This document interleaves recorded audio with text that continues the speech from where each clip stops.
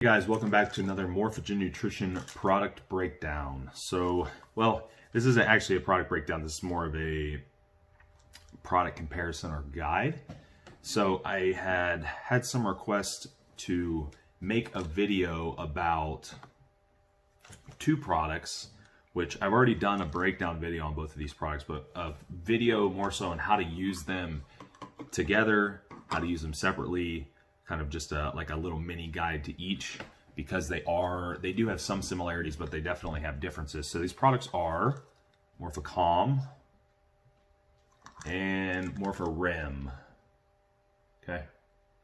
All right. So again, you can go on my YouTube. You can find the actual full product breakdown for both of these separately. But in a nutshell, MorphoREM is more of a sleep product primarily, whereas MorphoCALM is more of a stress management, hormone support, anxiety, mood elevation, and so on.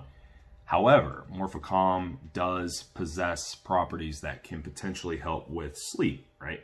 So how would I decipher between the two? Well, in a nutshell, I do, for people that tend to have daytime anxiety or overall daytime stress, daytime interruption in neurotransmitter function, things of that nature, MorphoCALM is going to be probably where we'll start based on what their needs are. There are some different dosing suggestions on the actual bottle, or on the website. I'm sorry, I believe the dosing suggestions are on the actual website, Morphogen website. So a couple ways that you could dose this. You could dose this a full dose in the morning if most of your issues are in the daytime, stressful jobs, stressful, whatever you have going on during the day. However, you could split it up. 4 caps is normal total dose, so you could split it up AM and PM, 2 and 2, if you want the effects all the time. The second PM dose would help with more calming the nerves and help bring down cortisol, help prepare your body to sleep, right? And then how would you, so we'll go over here, MorphoREM. Okay, MorphoREM is usually 5 to 10 caps, depending on how you want to dose it. 10 would give you the full, full dosing. You'll actually see on the back split dosing there. So the split dosing will show you 5 caps and 10 caps. Now, obviously, this isn't something you're going to take during the day. This would be more so if someone primarily is focused on sleep. Maybe they do shift work. Maybe they are trying to overall improve their circadian patterns, their sleep and wake times, get their body regulated into certain, certain patterns. Maybe they're coming off a contest, they're trying to re-regulate sleep. Maybe they're under a lot of stress, they're trying to re-regulate sleep. Maybe they just train in the evening and they're, and their CNS is in overdrive. They're more sympathetically driven. Those neurotransmitters are really driven, adrenaline, norepinephrine, those things, and those, they want to bring that down. They want to bring themselves into more of a parasympathetic state in the evening. You could use this, right? Now, neither of these products are something that have to be used every single day. Like personally, I mostly use REM. I mostly use MorphoREM, and I use it a couple times a week. It's not every day.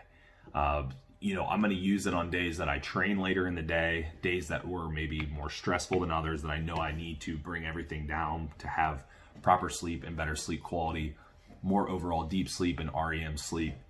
And I will use this product for that, for that reason.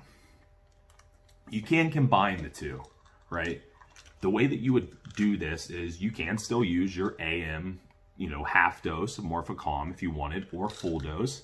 And then you could supplement with MorphoREM in the evening in combination with CALM. Now, I would not full dose either of these together at night, simply because MorphoCALM and MorphoREM do overlap some ingredients. Ashwagandha's overlapped, though what you'll notice on here is CALM contains the KSM 66 version, which I won't say it's not stimulating like a stimulant like caffeine, but it is more geared towards energy, right?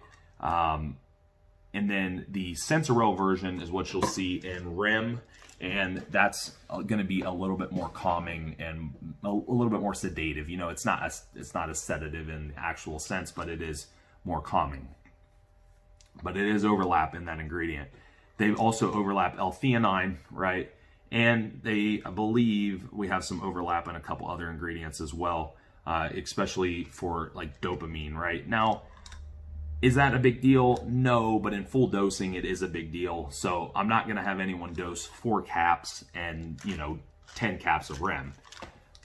Do half and half, 5 and 5, or 5 REM, 2 CALM is pretty standard protocol if you're going to overlap the two. And that tends to work well for most people. So that gives you a couple ideas of how you can dose them separately, how you can dose them together, when you might dose them, for certain purposes, and when you might not need to use them. Like I said, I don't think that there's something that needs to be used every day. I do have people that have stressful schedules that are sporadic. They move around, they're not consistent. I have them keep CALM on hand. They use it as needed, depending on the dosing protocol that works for them. Same with REM, unless I'm regulating someone's sleep for, like post-contest, stressful periods, or, anything really, or just re-regulating because they had terrible, habits before.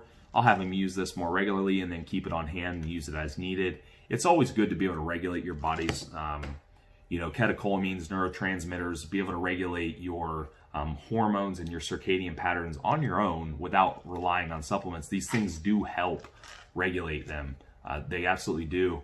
And it's good to have on hand, but again, use it as you need it type of deal. So I hope that helps. Guys, you can check out the website. Of course, my discount code and all that stuff will be included with the video, and I will talk to you next time.